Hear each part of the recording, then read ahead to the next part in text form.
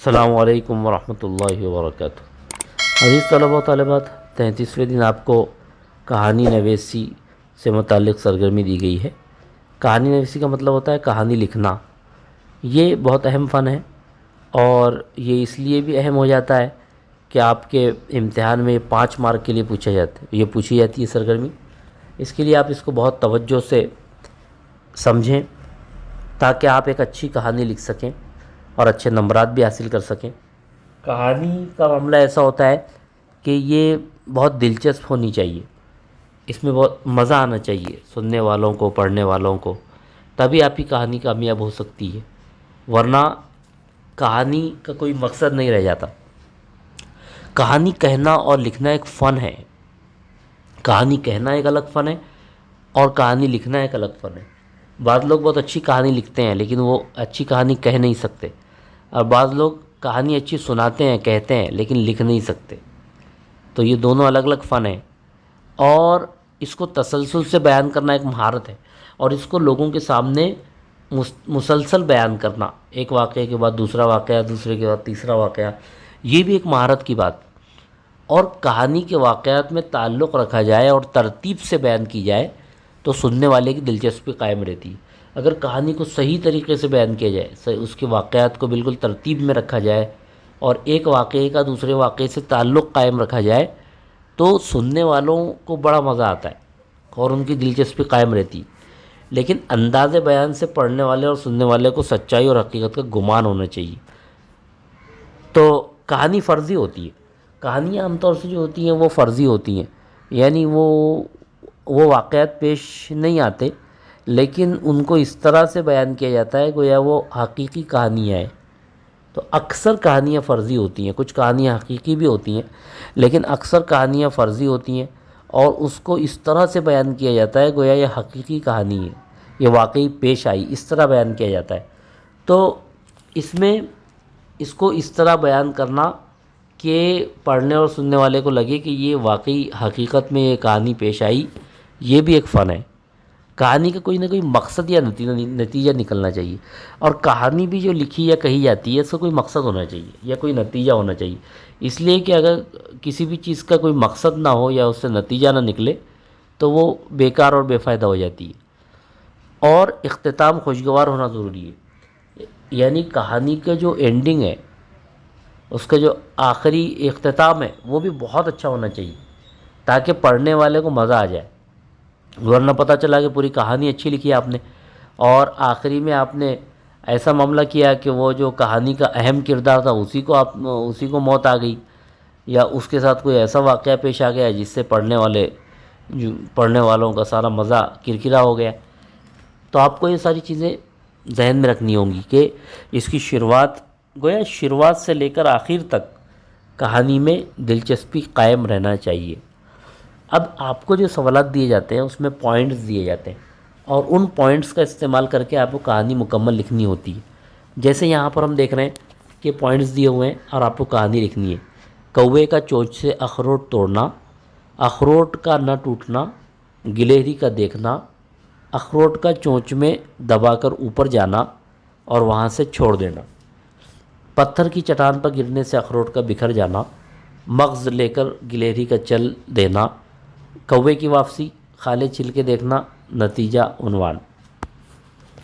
اب دیکھیے یہاں پر آپ پہلے اس کو 2-3 مرتبہ پڑھیں۔ کہانی جب بھی آپ کو لکھنا ہو تو آپ پہلے پوائنٹس کو 2-3 بار پڑھیں اور ان کو غور سے پڑھنے کے بعد اپنے ذہن میں آپ ایک کہانی بنائیں، ایک خاکہ بنائیں، پلاٹ جسے کہا جاتا ہے، اور خاکہ بنانے کے بعد آپ ایک عنوان بھی سوچیں۔ جیسے اس میں 2 کردار ہیں، ایک تو کوا ہے اور ایک گلہری ہے، تو اس میں گلہری کی چالاکی دکھائی گئی ہے، تو آپ اس کا عنوان یہ رکھ سکتے ہیں گلہری کی چالاکی، یا چالاک گلہری، یا گلہری کی عقل مندی، یا کوے کے بارے میں آپ لکھ سکتے ہیں کہ کوے بیوقوف کوا، کچھ بھی اس طرح کے عنوان آپ دے سکتے ہیں، جس کو عنوان بھی بہت اچھا ہونا چاہیے۔ عنوان دیکھ کر کہانی کو پڑھنے یا سننے کا دل چاہتا ہے، تو اس لیے عنوان بھی بہت اچھا ہونا چاہیے۔ اب یہاں جو نکات دیے ہوئے ہیں، بہت سے طلباء و طالبات یہ کرتے ہیں کہ صرف اس میں بیچ میں خالی جگہ پر کر دیتے ہیں. اس طرح سے آپ کی کہانی مکمل نہیں ہوگی. یہ تو صرف خالی جگہ پر ہو جائے گی.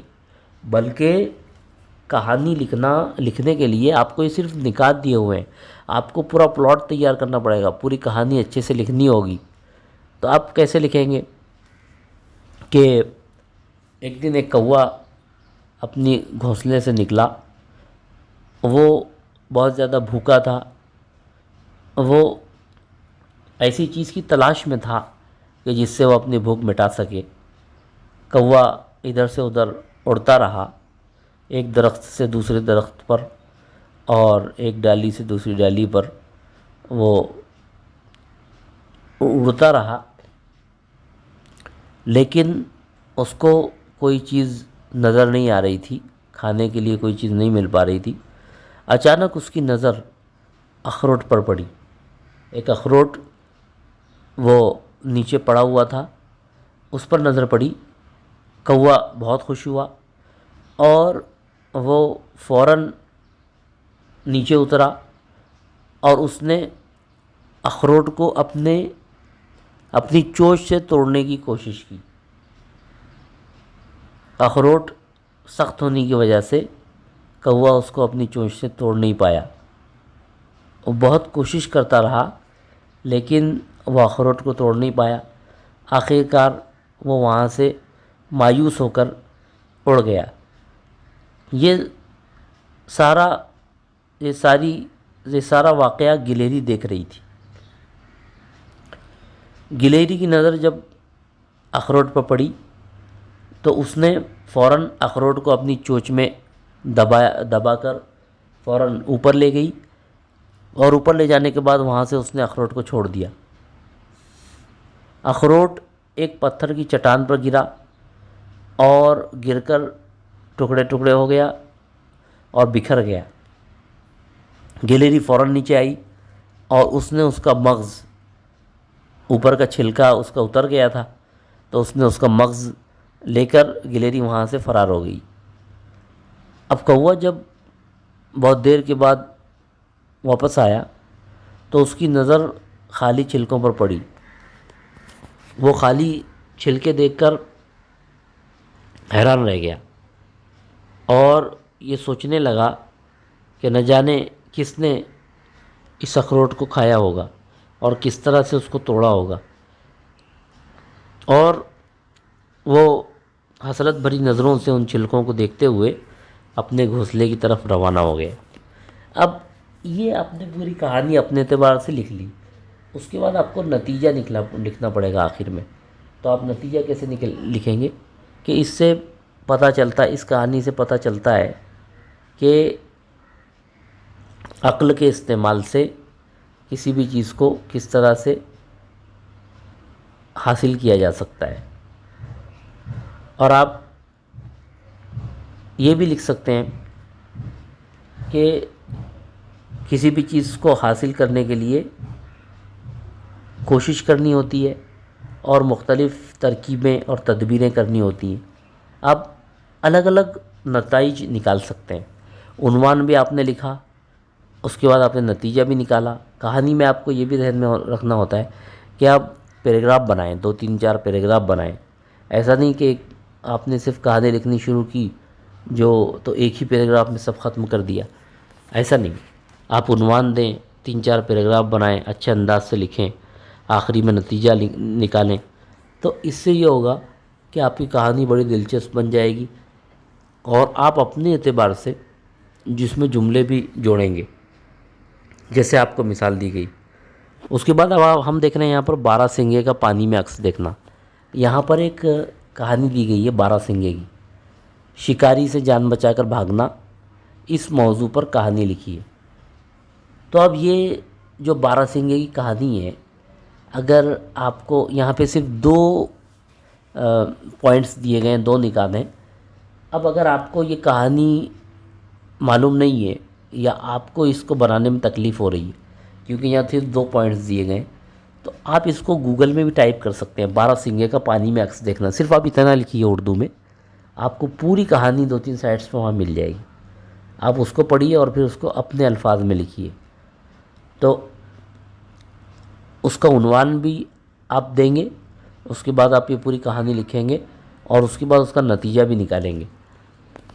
تو بارہ سنگھی کی کہانی آپ کو وہاں مل سکتی ہے کہ ایک مرتبہ بارہ سنگھا پانی پینے کے لیے ندی پر گیا، اور جب اس نے وہاں اپنا عکس دیکھا تو اس کو اپنے سینگ بڑے اچھے معلوم ہوئے، اور وہ بہت خوش ہوا کہ میری طرح کسی اور جانور کی سینگ نہیں ہے۔ ابھی وہ خوش ہو ہی رہا تھا کہ اتنے میں اچانک اس کی نگاہ اپنی کمزور اور دبلی پتلی ٹانگوں پر پڑی، اور وہ مایوس ہو کر رہ گیا، اور وہ سوچنے لگا کہ کاش میری ٹانگیں بھی میرے سینگوں کی طرح خوبصورت ہوتی تو وہ تو کتنا اچھا ہوتا۔ ابھی وہ یہ سوچ ہی رہا تھا کہ اس کی نظر شکاری پر پڑی جو اس کا شکار کرنا چاہتا تھا۔ تو شکاری جیسے ہی اس کی نظر شکاری پر پڑی،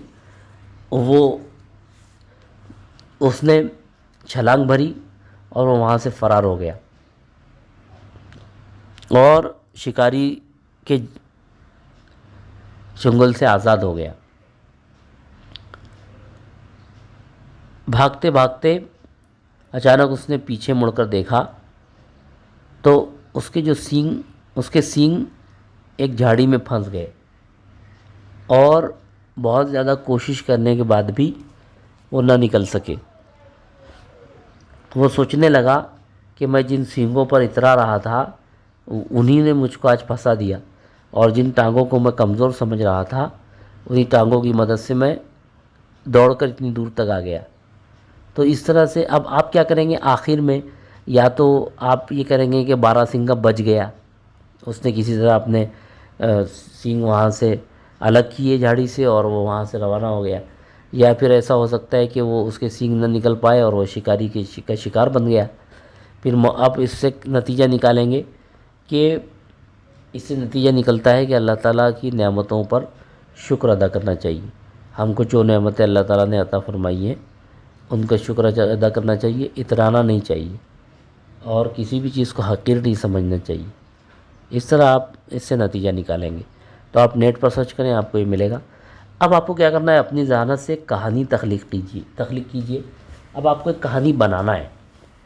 اب آپ پہلے ہی یہ سوچیں گے کہ ہم کیسے کہانی بنا سکتے ہیں یا ہم کیسے لکھیں، ہم نے آج تک کہانی نہیں لکھی ہے۔ کوئی مسئلہ نہیں ہے، بہت سے کام ایسے ہوتے ہیں، بلکہ سبھی کام جن کو پہلی مرتبہ جب انسان کرتا ہے تو تھوڑی کمزوری ہوتی ہے اس میں، پھر دھیرے دھیرے پختگی آتی چلی جاتی ہے۔ تو جب آپ کہانی لکھیں گے تو شروع میں ہو سکتا ہے کہ آپ کو پریشانی ہو یا آپ کی کہانی اتنی اچھی نہ بنے، لیکن دھیرے دھیرے جب آپ کہانیاں لکھتے چلے جائیں گے تو پھر اس میں پختگی آتی چلی جائے گی۔ تو آپ پہلے سوچئے کہ آپ کس عنوان پر کہانی لکھ سکتے ہیں۔ دوستی پر لکھ سکتے ہیں، جنگل پر لکھ سکتے ہیں، آپ لالچ پر لکھ سکتے ہیں، کئی عنوانات ہیں، عقل مندی پر لکھ سکتے ہیں، کئی عنوانات ہیں۔ آپ سوچئے اور پہلے ان کے پوائنٹس بنا لیجئے تاکہ آپ کو آسانی ہو۔ ایک پلاٹ بنائیے، اپنے ذہن میں خاکہ تیار کیجئے، اس کا عنوان منتخب کیجئے، اور پھر آپ ایک اچھی کہانی اپنے اعتبار سے آپ لکھیے۔ آپ انشاءاللہ ضرور لکھ سکتے ہیں، کوشش کیجئے۔ بہت بہت شکریہ۔ السلام علیکم ورحمۃ اللہ وبرکاتہ۔